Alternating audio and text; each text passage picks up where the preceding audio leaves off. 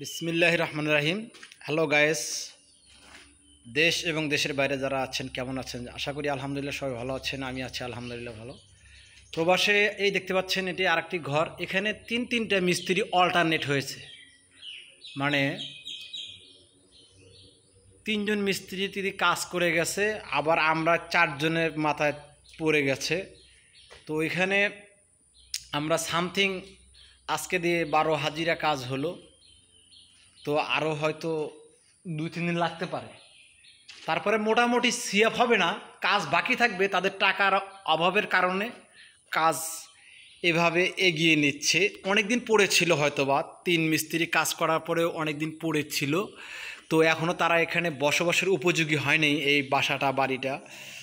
তো আমরা হয়তো বা কাজ করে দিলে পিন্তুকে বলে দরজা, দরজাকে বলে পিন্তু, এই পিন্তু পাসাং ফিটিং করব।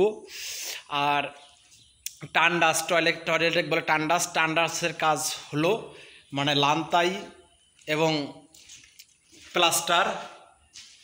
এই যে অন্ধকার দেখা যায় না, নিচে লান্তাই হলো, সাইডে ইয়া করা হলো, প্লাস্টার হলো। ওই যে উপরে ছোট 3 কাপ জানালাকে বলে 3 কাপ, ওটা ফিটিং হলো। এই পাশে একটা, ওই পাশে একটা।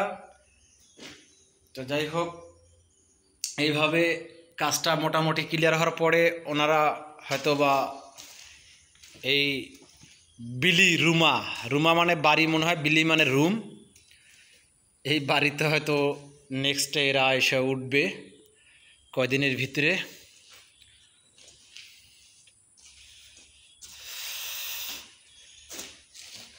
এলো ওই ছুটছাট কাজ, এলোপাতারি কাজ, যেখানে সেখানে যাওয়া লাগে। এইখানে 5 দিন, ওখানে 7 দিন। মসজিদে একটানা করলাম 1 তারিখ থেকে 25 তারিখ না 27 তারিখ পর্যন্ত।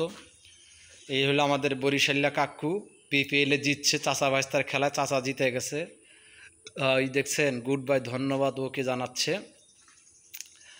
তা রংপুর তো ডাবল কাপ নিছে, আর আমার চাচা তো মনে করেন যে কাপ নিয়ে বসে আছে। ওকে, ভালো থাকবেন, যে যেখানে থাকবেন সুস্থ থাকবেন, দেখে শুনে চলাফেরা করবেন। আজ এই পর্যন্তই। এলো চাচার বাইক দেখাচ্ছি।